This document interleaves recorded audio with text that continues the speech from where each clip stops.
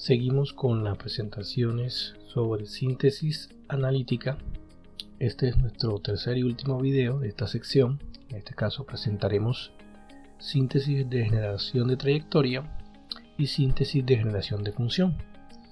En el caso de la síntesis de generación de trayectoria, es una síntesis a la cual se le puede aplicar el resultado que vimos para el caso de síntesis de tres posiciones de acoplador que pudimos ver en los dos videos anteriores, y lo cual resulta en las ecuaciones de forma estándar que conocemos tanto para la entrada como para la salida, donde W y Z son la entrada y el acoplador, y U y S son la salida y el acoplador.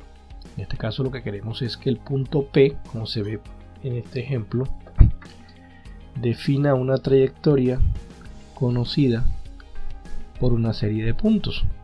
En este caso el punto P, por ejemplo, puede pasar por 3 puntos o puede pasar por un número mayor de puntos. De acuerdo al número de puntos, así vamos a tener un mayor número de ecuaciones de forma estándar. El número mínimo de puntos es 2 puntos. Ese es nuestro mínimo de puntos. ¿Cuál es la diferencia fundamental entonces entre el análisis de la síntesis, de posiciones de acoplador y la síntesis de trayectoria? La principal diferencia radica en que en este caso lo que queremos es obtener únicamente la posición del punto P, y en ese caso es irrelevante la orientación del acoplador. Cómo llega el acoplador a la posición del punto P no es relevante, y por lo tanto los valores de alfa como tal son elecciones libres, no son entradas como se planteaba en el problema de síntesis de posición. Como son elecciones libres, son valores que define el diseñador de manera arbitraria, y por el otro lado se predeterminan los valores de beta, que son los movimientos angulares de la entrada y de la salida. Es decir, por eso se llama generación de trayectoria con temporización prescrita, porque en este caso estoy definiendo las trayectorias, o en este caso estoy definiendo los giros que deben tener tanto la entrada como la salida. Es decir, estoy predefiniendo las temporizaciones. Dependiendo entonces del número de puntos de precisión, se va a resolver un sistema de ecuaciones lineal o no lineal. Por ejemplo, va a ser lineal hasta 3 posiciones, y a partir de 4 o 5 posiciones va a ser no lineal. Y aplicaría lo mismo a partir de la posición número 6. Ya no tenemos soluciones de precisión, sino soluciones aproximadas. En el caso de síntesis de generador de función, nos interesa generar un mecanismo de 4 barras donde podamos conectar matemáticamente el movimiento de la salida con el movimiento de la entrada a través de una función predeterminada. Algo así como esto, es decir, que la función del ángulo gamma de la salida dependa de algún tipo conocido de función del ángulo beta de la entrada. Es decir, para unos ciertos ángulos beta de entrada, el ángulo de salida esté predefinido. Generalmente se puede establecer como una tabla de ángulos. Para un ángulo beta se está predefinido un ángulo gamma de salida, y así sucesivamente. Y en este caso el movimiento del acoplador no es relevante, por lo tanto el acoplador simplemente se define como una línea que une a la entrada y la salida. Vamos a ver cómo se plantea en este caso este problema. Definiremos un primer lazo vectorial, que es este azul que acabamos de resaltar aquí. En ese lazo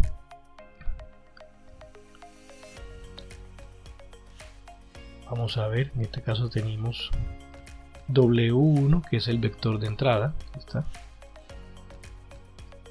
W2 es el vector de entrada en la posición 2. Aquí lo tenemos. Tenemos Z1 y Z2, en este caso este Z1 de abajo y este es Z2. Este sería Z2. P21, de acuerdo a nuestra notación, es el desplazamiento desde el punto 1 hasta el punto 2. Este sería nuestro P21. El ángulo que hace P21, el vector P21 con horizontal, es delta 2, y la norma de P21 pues es la longitud del desplazamiento. Bueno, ese sería nuestro primer lazo vectorial entre la primera y la segunda posición. También definiríamos un lazo de color rojo entre la primera y la tercera posición. Estamos haciendo síntesis de generador de función de 3 posiciones. Por lo tanto, generamos 2 lazos. De manera análoga, entonces tendríamos un lazo W3 más Z3 menos Z1 menos W1 igual a P31, que sería el desplazamiento del punto 1 al punto 3. Si ustedes ven, es muy parecida a la síntesis de 3 posiciones de acoplador. Bueno, vamos a ver entonces qué cambia. En este caso, veremos que tanto P21 como P31 se pueden escribir como las diferencias entre los vectores U2 menos U1, U2 menos U1. Si yo hago la diferencia entre estos dos vectores, pues me va a dar P21, y U3 menos U1 es P31. Será correcto, U3 menos U1, la diferencia de los dos vectores me da P31. ¿Para qué vamos a hacer esta sustitución? Para incluir la salida dentro del lazo vectorial. Es decir, no vamos a hacer ya en este caso un lazo vectorial para la entrada y un lazo vectorial para la salida, sino que en el mismo lazo vectorial vamos a incluir ambos, tanto entrada como salida. Esto nos permite llevarlo a una ecuación de forma estándar de la siguiente manera. Ya sabemos el término matriz de rotación menos identidad por el término W, que corresponde a esta fase, esta parte, esta diferencia. El término matriz de rotación por alfa menos matriz identidad por el vector Z, que corresponde a esta diferencia Z2 menos Z1. Y del otro lado estaría el P21, pero el P21, como es la diferencia de U2 menos U1, entonces lo planteamos con esta diferencia, matriz de rotación gamma 2 por el vector primera posición U1, que correspondería a esta parte de aquí. Para el segundo lazo también se puede plantear una ecuación de forma estándar, que sería esta. La estructura es la misma, simplemente que el ángulo cambia: beta 3, alfa 3, gamma 3. De tal manera que en la misma ecuación de forma estándar está la entrada, el acoplador y la salida.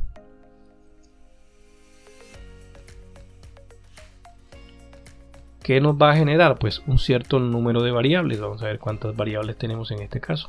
Debemos tener 12 variables. 1, 2, 3, 4, 5, 6, 7, 8, 9, 10, 11, 12 variables, correcto. 12 variables. De esas 12 variables, lo que generalmente se define en el problema, por ejemplo, son los ángulos de entrada y barrido de entrada, beta 2 y beta 3. El barrido de salida, gamma 2 y gamma 3, y también se definiría en muchos casos, y es lo más común, se define el eslabón de salida. En este caso sería U, la longitud del eslabón U, y sigma, que es el ángulo de la posición inicial del eslabón de salida. Entonces se define la parte angular de entrada y salida y la longitud y posición inicial del eslabón de salida. Nos quedarían 6 variables para encontrar. De esas 6 solo podemos resolver 4, es decir que igual tenemos que tomar 2 elecciones libres generalmente, y para que la solución sea un sistema de ecuaciones lineal se toman como elecciones libres los ángulos del acoplador. Los ángulos del acoplador alfa 2 y alfa 3. Estos se toman como elecciones libres.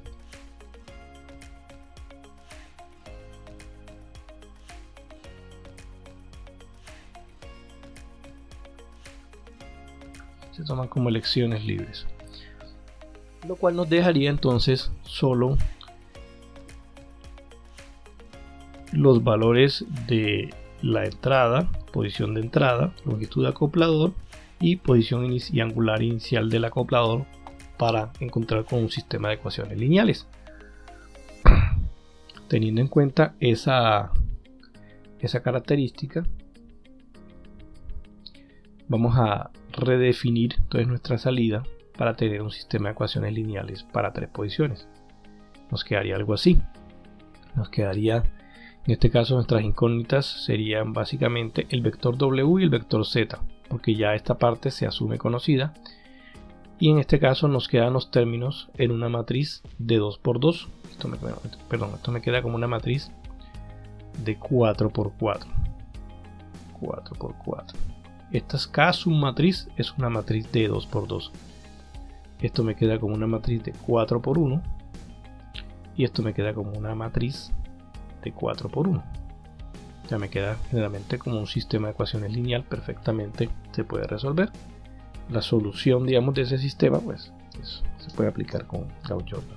Como ejemplo, aquí en este caso tenemos un ejemplo construido, digamos, directamente, y es el siguiente. Tenemos una especie de caneca con una tapa que deseamos generarle una apertura a partir de una palanca en la parte inferior. Ustedes conocen este tipo de canecas. A través de una palanca de pedal en la parte inferior abrimos la caneca, pero en este caso queremos especificar, por ejemplo, los movimientos de salida en función de los movimientos de la palanca. La idea es que la puerta de salida gire una primera posición de 40 grados y luego 80 grados al máximo, con un giro máximo del pedal de la parte inferior solo de 10 grados. Y se distribuiría, digamos, de manera uniforme. 5 grados equivalen a la salida de 40 y otros 5 grados equivalen a la salida de 80. Están las medidas, están las posiciones geométricas. En este caso, en vez de hacer una síntesis gráfica, recurrimos a la síntesis analítica. Y como pueden ver, la síntesis analítica nos genera este resultado. Después, obviamente, de haber hecho los análisis de elecciones libres, etc. Y este resultado lo hacemos en un croquis de SolidWorks y verificamos el movimiento. El mecanismo ya queda aquí sintetizado. El código se puede ver, lo tenemos colgado en Octave, y para que ustedes lo puedan ver, lo montamos específicamente aquí. Correcto, entonces como se puede ver aquí, vamos a resaltar, la salida en este caso se predefine y los movimientos de salida. Bueno, algo interesante que se hizo para hacer la síntesis más amigable es que en este caso, para el caso de la caneca, aunque el pedal es la entrada,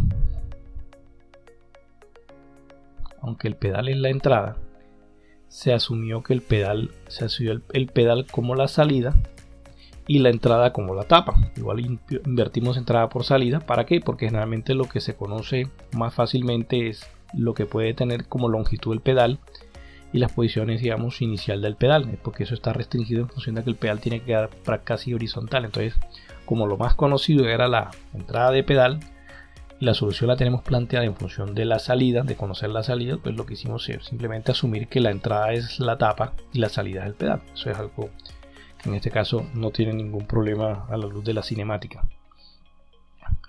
Bueno, definimos entonces las posiciones. Beta en este caso es la entrada, por eso son 40 y 80. Ahorita explicamos los ángulos de rotación. En este caso menos 40 y menos 80 por el sentido de rotación.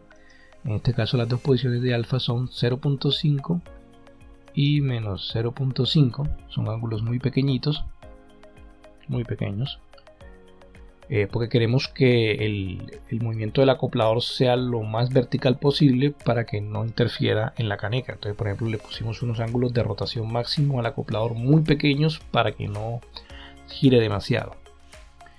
Y hacemos la conversión a radianes de todo. Aquí está. Definimos el vector U, definimos la matriz de identidad y aquí aplicamos, en este caso, la ecuación lineal y resolvemos. En este caso está aplicada aquí. ya extraemos, digamos, todas las normas de los vectores, definimos los vectores, definimos la posición y la posición O4, porque la O2 ya está definida, que es 0 en este caso, y a partir de aquí ploteamos. Entonces esta es nuestra posición. De este análisis podemos sacar las longitudes de los eslabones, que fueron las que ploteamos o dibujamos en MATLAB.